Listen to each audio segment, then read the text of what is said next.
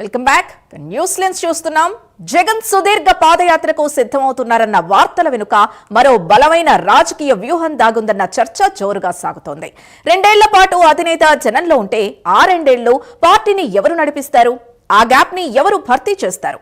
ఈ ప్రశ్నలకు సమాధానంగానే ఇప్పుడు వైఎస్ భారతి పేరు బలంగా వినిపిస్తోంది. ఆమెను ప్రత్యక్ష రాజకీయాల్లోకి తీసుకొచ్చి పార్టీ పగ్గాలు అప్పగిచ్చేందుకే ఈ మెగా పాదయాత్రకు రూపకల్పన చేస్తున్నారనేది ఆ చర్చల సారాంశం. అంటే ఇది కేవలం పాదయాత్ర కాదు, పార్టీలో అధికారాన్ని బదిలీ చేసే ఒక మాస్టర్ స్ట్రోక్ అనే విశ్లేషణలు వినిపిస్తున్నాయి. మరి ఈ ప్రచారంలో నిజమెంత?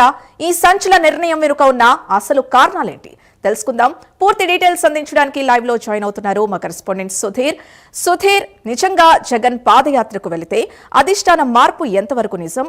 భారతీ అరంగేట్రం నిజంగా జరిగే అవకాశం ఉందా?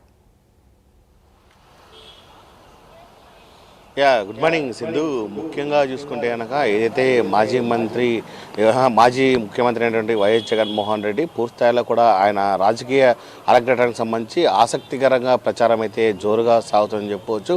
అయితే ముఖ్యంగా చూసుకోవచ్చు, ఇప్పటికీ దాదాపు గడిచిన కాలం నుంచి కూడా మాజీ ముఖ్యమంత్రి అయినటువంటి వైఎస్ జగన్మోహన్ రెడ్డి పూర్తిస్థాయిలో కూడా అటు క్యాడర్ కూడా పూర్తిస్థాయిలో దూరంగా ఉన్నట్టు పెద్ద ఎత్తున కూడా ప్రచారం జోరుగా సాగుతున్న నేపథ్యంలో కూడా అయితే కనుక ఆయన అయితే కనుక పూర్తిస్థాయిలో ఏదైతే 2026 సంవత్సరం కొత్త సంవత్సరం నుంచి కూడా పూర్తిస్థాయిలో కూడా నూతనంగా ఆయన కొత్త అడుగులు వేసేందుకు ప్రక్రియ అయితే కనుక సిద్ధం చేసుకున్నట్లయితే కనుక ప్రచారం అయితే సాగుతుందని చెప్పుకోవచ్చు. అయితే గడిచిన కాలంలో మనం చూసుకుంటే కనుక కేవలం ఆయన బెంగళూరు ప్యాలెస్కు, అటు ఏదైతే కడపలో ఉన్నటువంటి పులివెందుల ప్యాలెస్కు, అలాగే విజయవాడలోని ప్యాలెస్కు, ఈ 3 ప్యాలెస్లకు మాత్రమే పరిమితం ఉన్నారని చెప్పుకోవచ్చు. ఈ నేపథ్యంలో కూడా దాదాపుగా ప్రజలకు కూడా దాదాపుగా దూరం ఉన్న పరిస్థితి నెలకొందని చెప్పుకోవచ్చు. అటు పార్టీ క్యాడర్ కూడా పూర్తిస్థాయిలో కూడా దూరమైన పరిస్థితి నెలకొందని చెప్పుకోవచ్చు.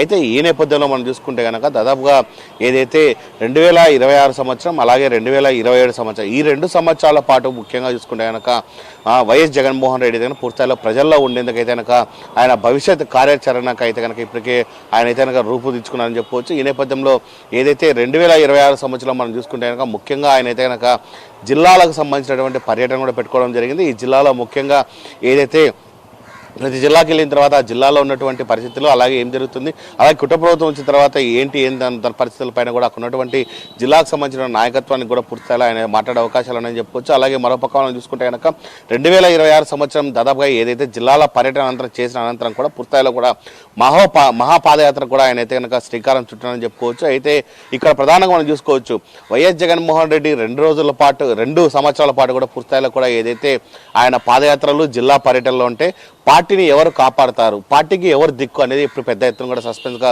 ఉందని చెప్పుకోవచ్చు. అసలు ఈ 2 సంవత్సరాల పాటు జగన్మోహన్ రెడ్డి యాత్రలు అలాగే పాదయాత్రలో ఉంటే కనుక పార్టీ నడిపించే వ్యక్తి ఎవరు, పార్టీని కార్యకర్తలు అండగా నిలబడే వ్యక్తి ఎవరు అని అదైతే కనుక ఇప్పుడు వైఎస్ఆర్ కాంగ్రెస్ పార్టీలో పెద్ద ఎత్తున కూడా ప్రచారం జరుగుతుందని చెప్పుకోవచ్చు.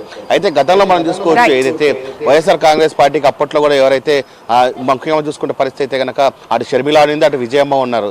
ఈ నేపథ్యంలో కూడా పార్టీని కాపాడేది ఎవరు అనే దానిపైన అయితే కనుక వైఎస్ భారతి పేరు అయితే కనుక పూర్తిగా బయటపడుతుందని చెప్పుకోవచ్చు. అయితే రానున్న 2 సంవత్సరాల పాటు వైఎస్ జగన్ పాదయాత్రలో ఉంటే కనుక ఖచ్చితంగా పార్టీ నడిపించే దిశగా వైఎస్ భారతి అయితే కనుక ముందడుగులు వేస్తుందని చెప్పుకోవచ్చు. అయితే ఈ 2026 సంవత్సరం నుంచి మన రాజకీయాలకు తీసుకొచ్చేందుకు కూడా పార్టీ అధిష్టానం కూడా ముందుకేస్తుందని చెప్పుకోవచ్చు. ఒకవేళ భారతిరెడ్డి కూడా పూర్తిలో రాజకీయాలకు వస్తే ఎలా ఉంటుంది ఏందన్న పైన కూడా పెద్ద ఎత్తున పార్టీలు అయితే కనుక ఆసక్తిగా రేగుతున్నాయని మనం చెప్పుకోవచ్చు. Sindhu. Right, thank you Sudheer.